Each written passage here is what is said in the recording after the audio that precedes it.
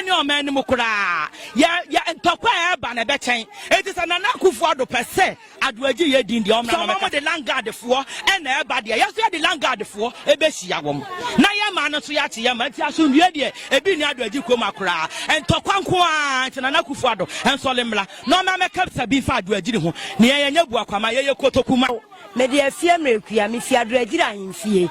na ememenda we na nkrofue asi ohen omuhye ne nyina ye nia no na omusi ohen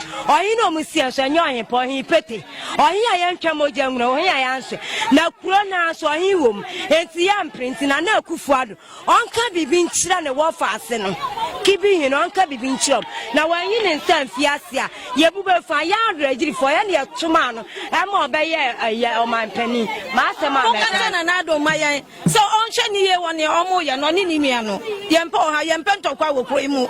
yenya ye wa ha no ye friend say afutu dompre ena ye he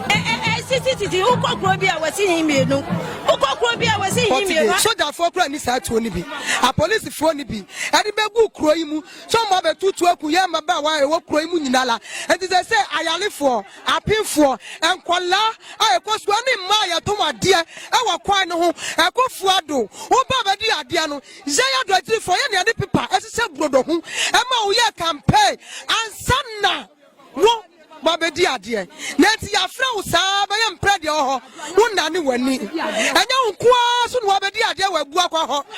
o ti ohin bia ni ho no wakasa ti akotoku asase ya ne dia eti ya se na Akuffo Addo o ka bibi nche ne wo fa ase no ene se ya ne ba o se ya ni nua o se ya ne wo fa o o ka sa nche na Adoagyiri ya mpem moja hwagu ya ti ya kro mo anom ya ti asundwa ya ne ti